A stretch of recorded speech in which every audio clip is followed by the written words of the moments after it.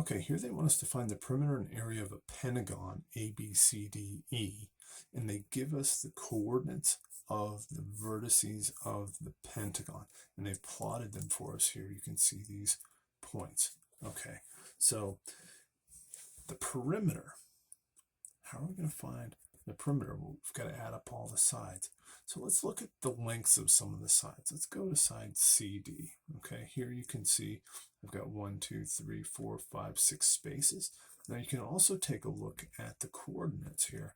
We can say that C is at x equals positive 3, D is at x equals negative 3, and 3 minus negative 3 gives me 6 units from our lesson on distance and midpoints. Side ED, likewise, I can count these squares, 1, 2, 3, 4, 5. Okay, so I get 5 units in there. And then, how do I find side EA and AB and BC? What do I do there? Well, you can use your distance formula, or you can use some Pythagorean theorem. Look, we can drop some right triangles anywhere we need to on here. Okay, if you want to do this and then figure out what the hypotenuse of each of those right triangles is, you can do that. You can also go ahead and plug into the distance formula, the distance from point E to point A. Okay, so you could call this x1, y1, and this x2, y2, and plug them into the distance formula if you like that. I like to look at this and say, okay, I got legs of 3 and 3, so I'm going to say 3 squared plus 3 squared equals EA squared. Okay, and I get 9 plus 9 equals EA squared. Okay, so I get 18 equals EA squared. If that's EA squared, I should have the parentheses there, so it's clear that I'm not multiplying E times A. All right, so if I've got EA squared, how do I find EA? I got to take the square root of both sides. Good. So I'm going to get EA equals the square root of 18, which you can put in here. You can use second function x squared to get a radical sign. Okay, and then we can type in 18. And notice it's doing the same thing it did for us with the areas of circles. It's simplifying this radical to 3 square roots of 2. Okay, if you want a decimal, you can toggle it like that, and it'll say, okay, I'm going to make this approximate now because we've got around 4.24 is approximately the length of this side EA. Okay, let's do the same thing for side AB. Okay, I can say if this side of this right triangle is 4 units and this side is 4 units, then 4 squared plus 4 squared equals AB squared. Okay, and if I had more room, I might crank out the distance formula for you. I know some of you like that, and it is good to get comfortable with it. You can certainly use it. It takes up a little more space though. 4 squared is 16, so we get 16 plus 16 equals AB squared. So we get 32 equals AB squared. How am I going to find AB? Take the square root of both sides. So I'm looking at the square root of 32. Again, I'm going to do this second function x squared to get that radical, 32. And I get 4 square roots of 2. But if you're going to add all these up to get a perimeter, maybe you want a decimal answer. Not that you can't add up exact answers. You can totally do that. Okay, so now I've got 5.66. Okay, and I only need one more side. Now this triangle here has a side of 1 and a side of 1, 2, 3, 4. Okay, so over here I'm going to say that 1 squared plus 4 squared equals BC squared. Okay, and 1 squared is 1, 4 squared is 16, so I get 17 equals BC squared. And what do I do to solve for BC? take the square root of both sides, because the square root of BC squared is BC. Good. Okay, so second function, x squared, 17. Square root of 17 is the square root of 17. Notice that is a radical that cannot be simplified any further. But you can toggle it and get the decimal, and we get that BC is approximately 4.12. Oh, I forgot to do that here. When you are rounding those and you no longer have exact answers, you should get in the habit of writing approximately. Okay. And so this side is 4.12. Now I can add up. My perimeter is 6 plus 5 plus 4.24 plus 5.66 plus 4.12. Okay, and we can add all of those up to get our perimeter. 6 plus 5 plus 4.24 plus 5.66 plus 4.12, and we get perimeter is 25.02. What are my units? You didn't tell us. So this is just 25.02 units. All right. All right, now how am I going to find my area? Okay. Hold on, Mr. Rogers. That table that you gave us. Yeah. That table that you gave us. I'm digging it up here. I got it somewhere. That table you gave us doesn't have any shapes that look like this.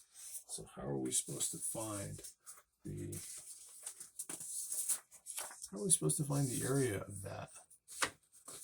We didn't talk about irregular pentagons and how to find the area of an irregular pentagon. So what are we going to do? Maybe we can break it into shapes that we do know. Okay, and look for patterns here. I'm just going to say, I'm going to go ahead and break this into a rectangle right here. Okay, because I can find the area of that. Inconveniently, notice we're left with two triangles. Okay, and we can find those too. I could say, let's go for the rectangle first. Area equals length times width equals 6 times 5. So the area here is going to be 30 units squared. And when I'm done, I'll just add up the areas of all the polygons that I find, and I'll have the total area of pentagon A, B, C, D, E. Okay, so let's look at this triangle here. I need base and height, right, to find area of a triangle equals 1/2 times base times height. Okay, so what's my base? It looks like it's 6 units long. And what's my height? Height is 3. So I can find the area of my triangle, 1/2 times 6 times 3. So this is going to be 1/2 times 6 times 3 is 18. Half of that is 9. So I've got here area equals 9 units squared. Good. All right, I just need the area of this guy here. Okay, and this is another triangle. What's my base and my height? Don't be afraid to rotate your page and say 1, 2, 3, 4, 5. My base is 5 units and my height is 1 unit. Okay, so base is 5, height is 1. Area of this triangle is 1/2 times 5 times 1, which is going to give me 2.5 units squared. Okay, so I can now add all of these up. Area total is going to equal 30 plus 9 plus 2.5. And when I add all of those up, I get 3941.5 units squared. Oops, I forgot to write squared on there. You guys got to watch me. Okay. All right, let's try one more of those. Okay, this one's got a little tricky twist to it. Let's try this one. This one's going to be our last problem. This is a great place for you to pause the video and try it yourself. But if you get a little stumped on this, don't feel bad, okay? Because you may need to look at this one a little bit differently. Find the perimeter of quadrilateral WXYZ with these coordinates that they plotted for us. So let's go ahead and find that perimeter. Remember, our perimeter is going to be, we're going to add up all the sides. We're going to add up WX plus XY plus YZ plus WZ. And we can find all those sides if we break down into some triangles here on the outside. Okay. I'm just going to draw these right triangles so I can find the hypotenuse of each triangle. And let's see what we've got. Let's start up here with this triangle so we can find the hypotenuse WX. I got 1 and 1, 2, 3, 4, 5 units. So those are the sides of my triangle. So I know 1 squared plus 5 squared equals WX squared. Of course, just Pythagorean theorem, right? A squared plus B squared equals C squared. So 1 squared is 1, 5 squared is 25. And so I get 26 equals WX squared. And I can take the square root of both sides there. And got a low battery here. So I can take the square root of both sides and I will find that the square root of 26 is approximately 5.1. So 5.1 is approximately, if I take the square root of both sides, WX. Okay, so I got 5.1. All right. Here, finding XY, this side's 3, this side's 2. So I can see that 2 squared plus 3 squared equals XY squared. Okay, so I get 4 plus 9 equals XY squared. So I get 13 equals XY squared. I'll take the square root of both sides, and I'm going to find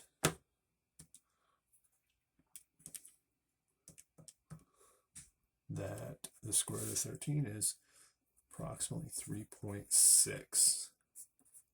Okay, and I'll write that on there. I'm going to add that to my sketch so we can just add them up later. And here I've got a side that is 1 and then 1, 2, 3, 4. Okay, so I'm going to get 1 squared plus 4 squared equals YZ squared. Okay, 1 squared is 1, 4 squared is 16, and 1 plus 16 is 17. All right, I'm just going to skip a step there for you. And the square root of 17 is approximately 4.1. Okay, I take the square root of both sides there. Okay, so that's approximately 4.1. And then over here, I've got a side of 1 and a side of 1, 2, 3, 4, 5. Guess what? I'm not going to do the math on that one again. I know these two sides are congruent. I'm just going to mark them as congruent and call this 5.1. How do I know? I already did a side with a leg of 1 and a leg of 5. Leg of 1 and leg of 5. They're going to have the same length. Okay. All right, so my perimeter is just add them all up. I'm going to add up 5.1 plus 5.1 plus 3.6 plus 4.1, and I'm going to get that my perimeter is, looks like 10.2, 14.3, 17.9, okay, units, right? Now, here's the tricky part, the area. How do we tackle the area? And if I try to maybe break out a square in here, I'm left over with some odd shapes with these little leftover pieces that are hard to keep track of. And then over here, if I try to go all the way over here, then I'm left with a triangle that's not a right triangle. It's not easy for me to figure out. So how do we do this? It's not really like the last problem, is it?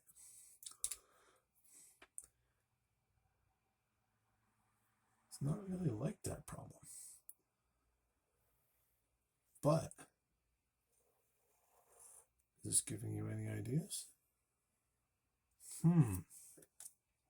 I think what I could do here is I could find that the area of WXYZ, excuse me, I meant to write that a little differently. I'm going to put A up here. A sub WXYZ is going to equal the area of this larger rectangle minus the area of all triangles. Okay? Right? Isn't it going to equal, if I can subtract out these 4 triangles and then subtract out one more rectangle minus a small rectangle, then I can figure this all out, right? Okay, so what's the area here? Here, area is 1/2 times base times height. So 1/2 times 1 times 5. This is going to be 2.5 units. In here, again, if those are congruent triangles, then this is also 2.5. Down here, area equals 1/2 times base times height. 1/2 of 1 times 4 is 2. Okay? And in here, my area of this triangle is 1/2 times 3 times 2. 3 times 2 is 6. So my area is 3. And inside here, this small rectangle I'm talking about, area equals length times width equals 1 times 2. Okay? So I think the area of WXYZ is going to equal the area of this larger rectangle, which is 1, 2, 3, 4, 5 by 1, 2, 3, 4, 5, 6. It's going to equal 30 units minus the area of all the triangles. I'm going to add them up. 2.5 plus 2.5 plus 2.5 plus 2 plus 3. Okay, and then I'm also going to subtract out this area. 1 times 2 equals 2 units squared. So I'm going to subtract out 2. And when I'm done here, I will have the area that's left over on the inside, which is the area of our very irregular quadrilateral. So the area of WXYZ equals 30 minus, this is 5 plus 5 is 10. So I'm going to subtract 10 and subtract 2. So I get an area of 18 units squared. Okay. All right, guys, I know that was a lot. We really pulled together some new ideas and we brought back our distance formula, and there was a whole lot there, but I hope you found it helpful, and I look forward to working on the classwork problems with you.